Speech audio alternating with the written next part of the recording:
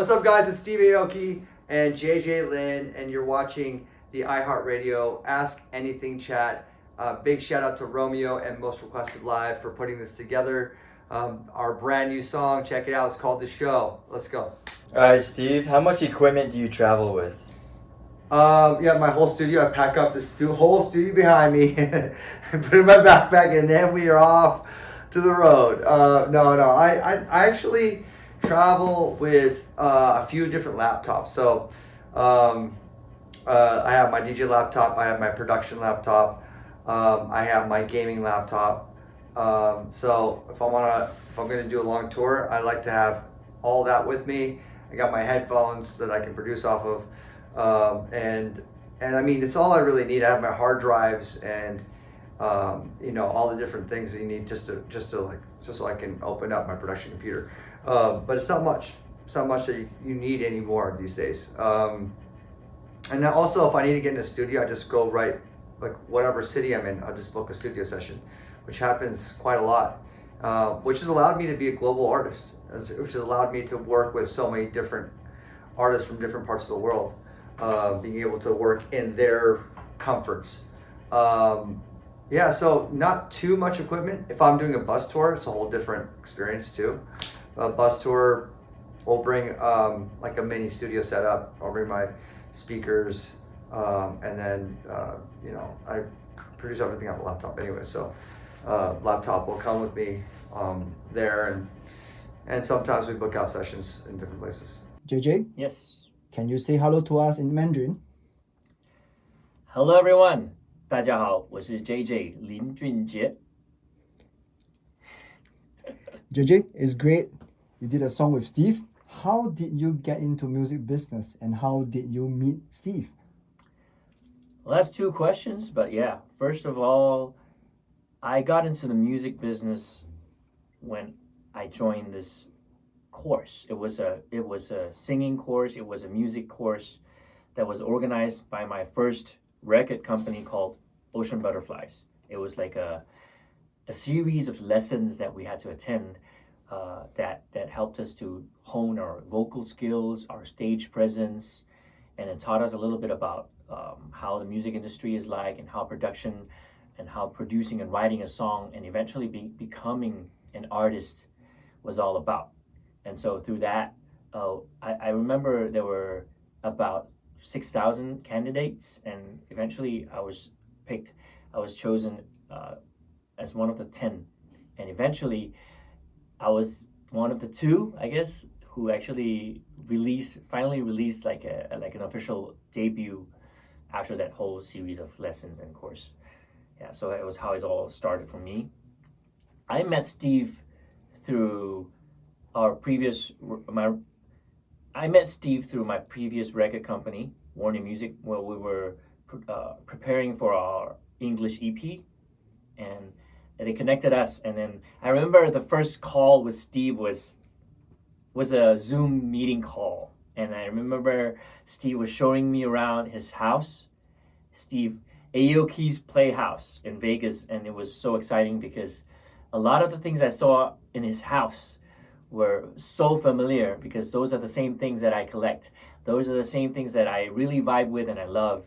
So from that call onwards, I think everything just took off, and we became good friends, and our music just came together like magic. All right, Steve, we love the song. What is the story and inspiration behind it? The story behind the show. Well, this is our second collaboration that I work with JJ. And I got the vocals to the song, and I was blown away. And it's an emotional song. It's a real emotional song. And I was trying to think about who could really sink into the lyrics and the melody.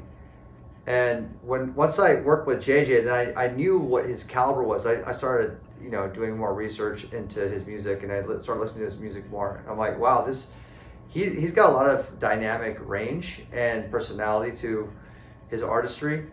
And I just knew he was gonna blow this one out of the water. So I sent it to JJ and I was like, what do you think about this song? Is this something that vibes with you? He totally got it. He's like, I'm all over this thing. And he sent it back to me, and it was beyond what I was even thinking. So I am blown away by his work. He did an excellent execution performance to the show, and I had to, then I started building on the production further and really match his level of what he brought to the table to make sure that the music is exemplifying that same emotion. And we shot the video in Asia, in Singapore, and that was a lot of fun. We shot that together. It's definitely one of my favorite videos I ever shot. Love this song. What is the story and inspiration behind it? The show is actually about being someone who belongs to the stage, and it's actually about a love story. It's about a heartbreak, actually. And when we come to a point when we face a heartbreak, or we come in life, we come to a point where we have to face a challenge in life and we're down.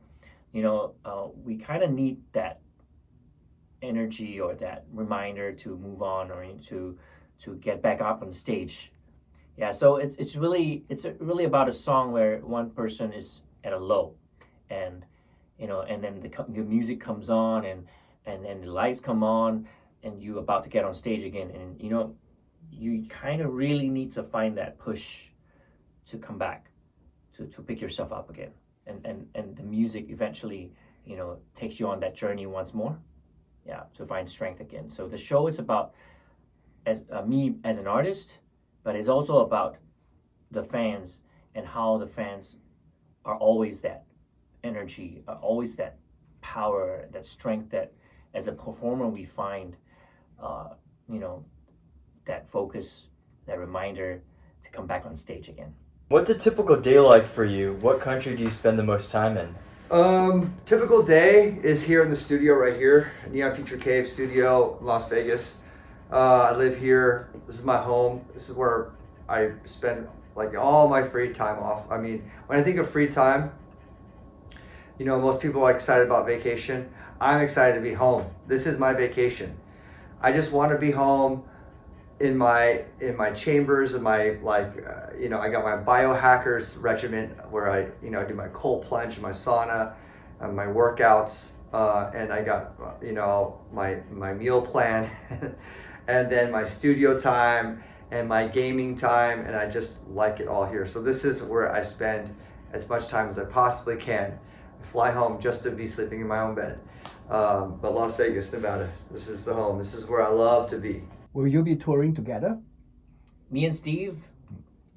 Well, I wish we could tour together, because Steve is so much fun to be with, and we've done something collab on stage, and really kind of previewed that show. I remember on stage with Steve, and that was that excitement, man. And I really enjoy the stage with Steve.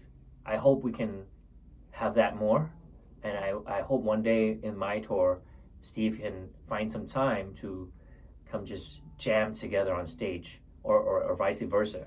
Yeah, I really wish we could just tour or just perform more together.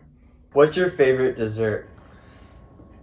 My favorite dessert, well, I mean, no pun intended, it's going to be cake for sure. Strawberry shortcake is the best cake that you could possibly eat. Try it Japanese style. So go to a Japanese pastry chef and ask a Japanese pastry chef for a strawberry shortcake, and I promise you, it'll be the best cake you've ever tasted in your life. It's my favorite cake. When I go to Japan, I go right in for some Japanese strawberry shortcake. It's also a good cake to throw at someone's face too, because it's very soft and it's very fluffy. So the consistency is perfect. So what is one thing you would like to be remembered for? One thing I'd like to be remembered for, I guess, is the Mando pop singer who brought Mando pop global, who brought Mando pop to the Western world. I really wish that more can come to know and understand and love Chinese culture and history because it's so much beauty in it. And as a Chinese singer, as a Mando pop singer, you know, it's my goal and my vision to really just infuse more of that culture and language into our music and to bring that global. Yeah. Steve, did you have a favorite cartoon growing up? Favorite cartoon growing up? I remember we did something similar about this because, you know, it's called The Show. We were promoting the show, and JJ said, I think he did say Thundercats.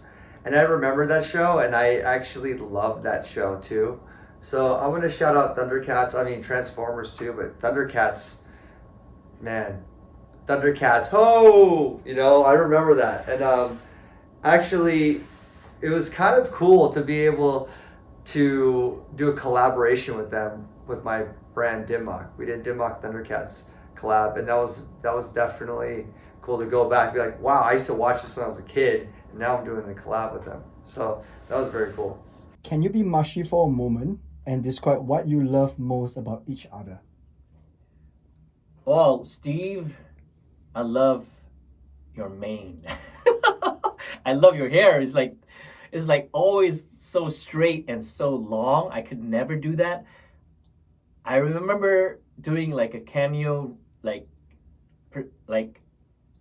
I tried to be Steve Aoki for one time in TikTok.